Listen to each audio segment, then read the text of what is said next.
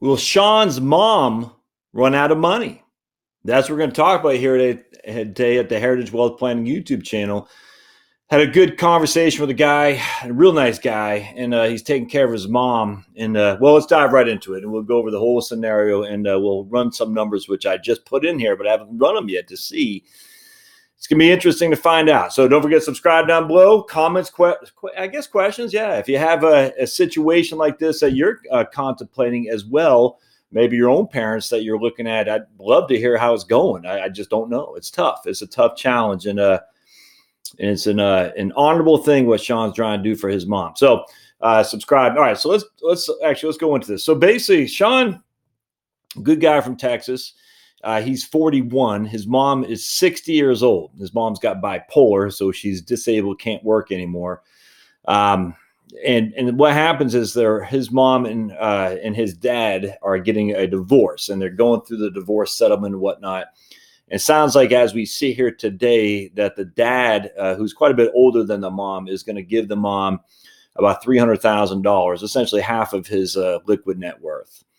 The mom is right now living in an assisted living facility, but Shawn moved her out of there into essentially an apartment where she has a home aide come over, and essentially for a couple $1,000 a month, which costs which the home aide will do the laundry, take care of her, make some food and whatnot. But she's not there 24/7, so she comes in to a little apartment that Shawn has put her mom into, and so for the rent, for the food, for the home aid, everything, it's about $3,000 a month. All right, so $3,000 a month.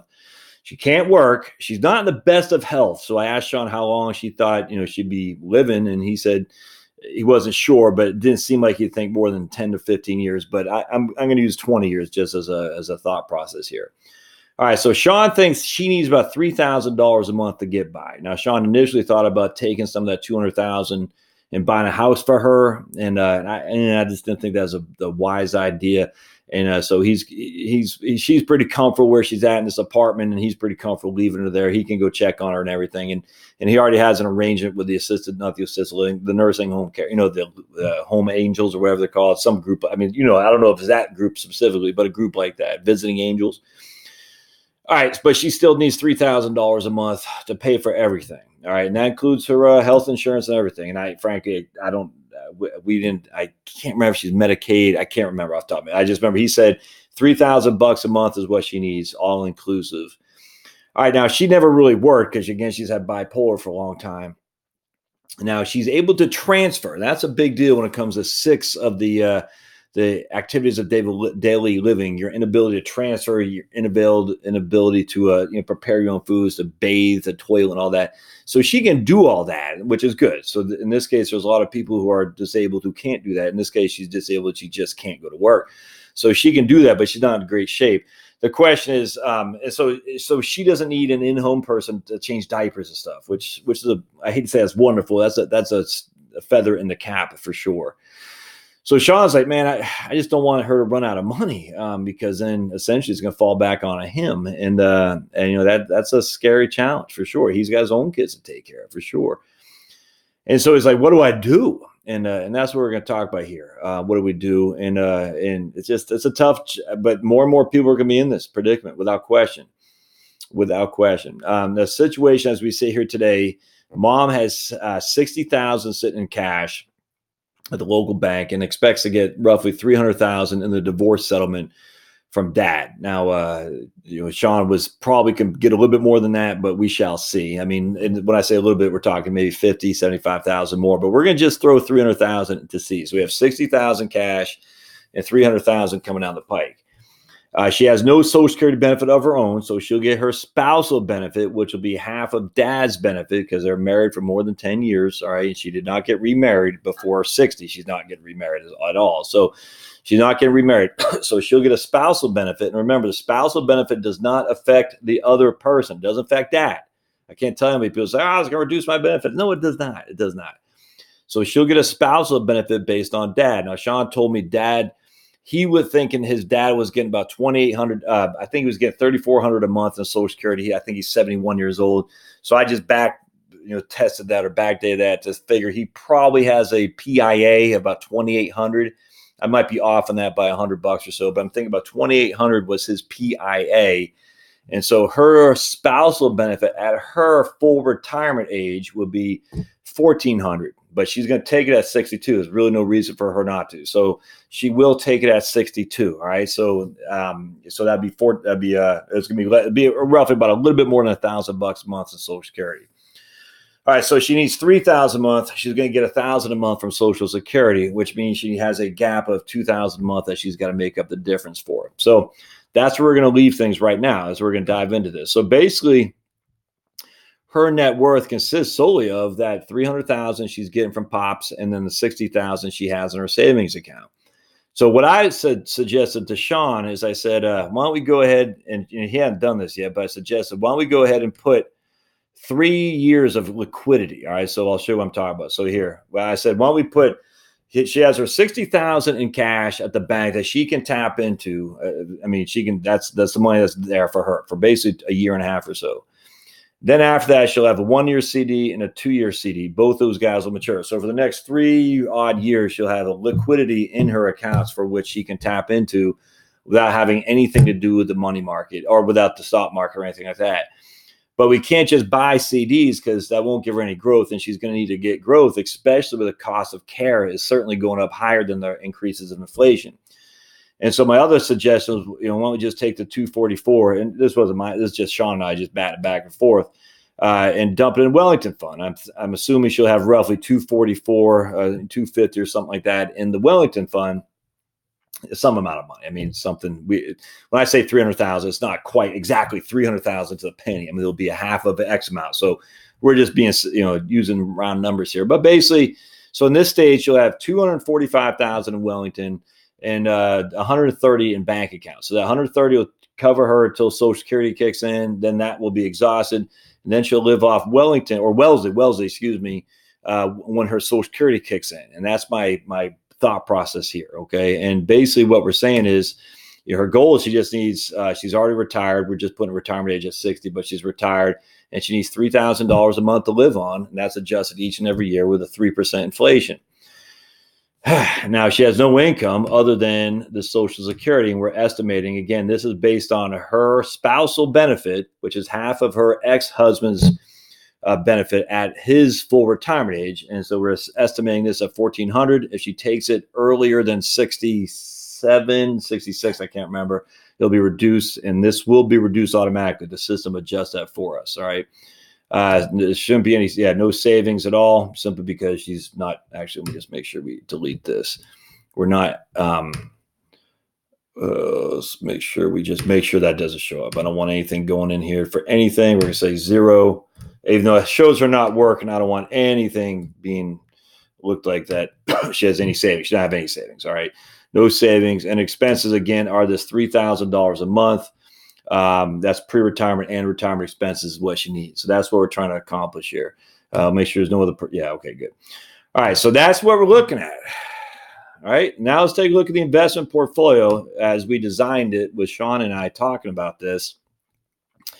And under this circumstance, Wellesley, not Wellington, but Wellesley Income Fund is going to represent 47% of the money. U.S. equity is about 30, international equity is about 5. So a pretty significantly conservative portfolio for sure.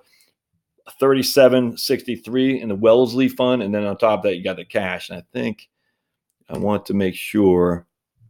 If we use the bank accounts, included in the plan. Okay, let's just make sure these bank accounts are all included in the plan. And they are. Okay, let's just double. Okay, cool. All right, so basically what we're seeing here is we see an investment portfolio that's pretty on the conservative side, but Wellesley is a great fund. No other way around that. But it's not going to give us much for the upside relative to other funds because it's the annual return we're projecting is 5.6%. But not a huge downside risk. I mean, the standard deviation is 7.3 in terms of that just measures volatility. All right, so tax allocation is all going to be a taxable account. So she's not going to have really any taxable portfolio to speak of whatsoever, just because she doesn't make any money. I mean, it's just all there is to it. All right, so let's go to retirement. All right, so now we're going to see Actually, let me pause this real quick. I'm going to pause real fast. I'll be back at you here in just a second. Change something. I had to make sure the cash is included in the investment portfolio, so I had to go back. So actually, let's revisit this. The investment portfolio that she has will only give us a 4.2% standard return or annual return because the cash represents such a significant portion of that, if that makes sense. So when you actually add the cash as part of the investment performance portfolio, this will reduce the annual return to make it a pretty conservative, like 24.76 equity to fixed income, and certainly fixed income is including cash as well. So that would be an issue that we have to contend with if she does do 244,000 all into Wellesley fund, simply because you have way so much on fixed income. Now, it might work. Let's find out. So what we're going to do here is we're going to go to retirement. And then we're going to see, proposed plan. Actually, but hold on just a second. How long did I have her living? I forgot. It's at 80, I think. Let's see here. We're going to go to family. 60 to 80. Okay, I have her living 20 years. That sounds longer than what Shawn was anticipating, but, we don't know. We got to plan for the worst. All right, so under this scenario, she only has a 2% chance of having any liquidity left by the time she dies. So let's see what the confidence looks like here. And she runs out of money right there, about 75. So if she lived till she's 75 and died before that, she's good. I hate to say good, but she'll have money left over. If she lives beyond the age of 75, it's going to be a challenge. No other way around that. So that makes me a little bit concerned for sure. Income, that's where the deficits are right there. All right, so here we got savings withdrawal at 77, and then she's wiped out at 78, and she's just living on Social Security. So that's not going to get the job done. In fact, this is one of the scenarios where actually on the cash flow, on the expenditure side, is one where I expect, if you look to expenses here, her living expenses, I have them inflating at 3% a year, but I could easily see that being higher simply because the cause of her living expense is the biggest part of her living expense is housing and, of course, the Living Angels people or whoever they are, the nursing providers, and that could be certainly grow at a higher than inflation rate of return. On top of that, when Medicare premiums, Medicaid, however she's getting her health insurance, however they kick in, that's probably going to grow more than 3%. So that would be an issue that I do think this might be a little bit conservative relative to actually what their real expenditures would be. So that would concern me some. So let's go back to analysis, and again only 2% plan. Right there. So what I want to do here is I want to go and I want to see a couple things. So let's see if we just did 2,500 a month, and I don't think that's going to work for Shawn, but I'm just curious. 2,500 a month would give us a So I mean, we're there though, so that's good. That makes me happy. So if we reduced our expenditures by $500 a month, and I don't think that's feasible, but if we were to, it increase our planning scenario greatly, which is good. That means we're not out of the ballpark by any stretch under the current strategy. All right, this is again the current strategy. All right, so let's go to cash flows here, and I want to see the accounts. And what we'll see is ending balance. So that's all the money she's got, 353, and then she runs out of money. Yep, right there when she's 78 years old, as you can see there, and then she dies. So those last 3 years, she's not gonna have any money. There's no other way around. The only thing she'll have is her Social Security. So let's do withdrawals from accounts, and you can see they're taking all the money from the investment account, not the investment. But again, we're including cash as part of the totality of the accounts. So she's taking money from the cash accounts, cash, and then just slowly but surely until it runs out of money. So I don't like that at all. I think we did ending balance from account. Yeah, we did. Okay. Yeah, it's not going to work. Probably don't have any tax. Yeah, no tax. He lives in Texas. No taxes at all. All right, so let's go over here, and we're going to go to summary again. And their total, so no taxes, thankfully. Her income flows are from Social Security, a little bit more than $1,000 a month, but she needs expenses of 30. So she still has $2,000 a month that she needs to increase. In fact, this expenses grows by 3%. I actually would think even more than that. And her guaranteed income flows only grow by 2.6. So you can see there's a widening gap for net flows. 26,000, 27,000, 28,000, 29,000, 30,000. So that tells me that we're going to need to do a couple adjustments. So let's go over here. I'm just curious, what if she did die? We'll just keep her at 70, at 80, excuse me. What if we change Social Security to full retirement age? Would that change anything? Let's see. No, No, it won't. Well, if we change Social Security to age 70, will that change anything? It won't change anything because she's a spousal benefit, so it doesn't matter. I'm just curious what the optimal strategy is here, and it doesn't change much. Okay, so all right, so the only other change we can make is we're going to change the allocation. What if we made it growth from right now? It's conservative, no other way around that. So what if we made it growth instead? Oh, that changes it nicely. Okay, so I like that. I like that a lot, actually. So if we went into the Wellington Fund as opposed to Wellesley, that changes it nicely for sure. Again, we have her living 20 years, and I didn't get the impression that Shawn that would be. It seemed to me that he thought she wouldn't live that long, but who knows? In this case, the median we never, in terms of the median success, we never run out of money. So 50% of the time or more, we have some liquid account net worth here under median, which is good. Now, and 25% of the time, we ran out of the money at 77. So basically at 77 years, 77, 25% of the time, we ran out, we didn't have any money left. So that's concerning to me. If we have real bad markets, 5% of the time we didn't have any money left when she was 73. But that's good. I like seeing that. That makes you a lot more comfortable. That makes you a lot more comfortable than what I've shown before. And let's see what the accounts look like. Oops, I'm sorry. We got to go to accounts. Yeah, so even here on a linear rate of return, she has 141,000 when she dies. And again, a linear rate of return is based on this right here, growth, 70. That's Wellington, 73rd, but only a 6.8% rate of return. So we're not swinging for the fences by any stretch at all. I'm recommending to Shawn that we had talked about Wellesley. I'm going to say Wellington. Just have to have more equities. No other way around that. Got to have more equities. It doesn't make much of a difference if she takes Social Security. She should take Social Security at 62. No other way around that. But given what we ran right there, I would make the recommendation that he goes to Wellington. Now, he's a durable power of attorney, so he can help. He can do whatever he wants on behalf of his mom. But I would recommend that he go to Wellington instead of Wellesley. And I'm not saying that fund specifically. I'm saying a fund like that. Roughly a 70-30 portfolio. I'm not saying go to Wellington, don't go to Franklin Income Fund or something like that. I'm not saying that. I don't ever make specific investment recommendations. We chat about it, and I say that makes sense to me more so than Wellesley, but it's up to you. I don't make recommendations because I don't know. I mean, Wellington, what if the manager of Wellington became a crack dealer? I mean, my goodness, then you wish you were not in Wellington. I don't know. So it's up to anybody to manage their own affairs. I don't get messed with that stuff. That's up on you. But in this situation where Wellesley is 35-65 and Wellington is about 70-30, the Wellington type of funds I would recommend over Wellesley fund for sure, simply because we have better opportunity for success. No other way around that. And that's a big deal. So that's my story there. I think in this scenario, a 52% probability of success works just fine for me. Simply because we don't think she's going to die at 80. We think she's going to die before that. I know it sounds crass. This financial planning is a crass profession. No other way around that. But the fact that the stock of more exposure to stocks give you more upside. The next 3 years, you won't need to take any stocks out simply because she has all that cash on the side. And this is the example of that 2-bucket portfolio. 3 years of cash, the rest in stocks. Once the cash is gone, you have to revisit that. Is it time to take some of the stocks off the table and to replenish that cash, or just take a distribution each and every year from the Wellington? I don't know. That'd have to be revisited in 3 years, but at least for the next 3 years, we don't have to worry about it. Don't have to worry about sequence of return risk or anything like that.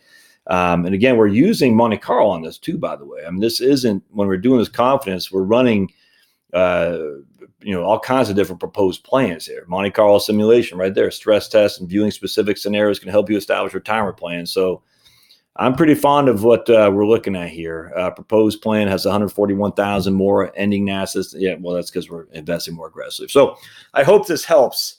It's a tough one. And more of us are going to be in the scenario for sure. I don't know if you ever dealt with bipolar people, but it's sad, man. No other way around it. A lot of those bipolar people are addicts without question.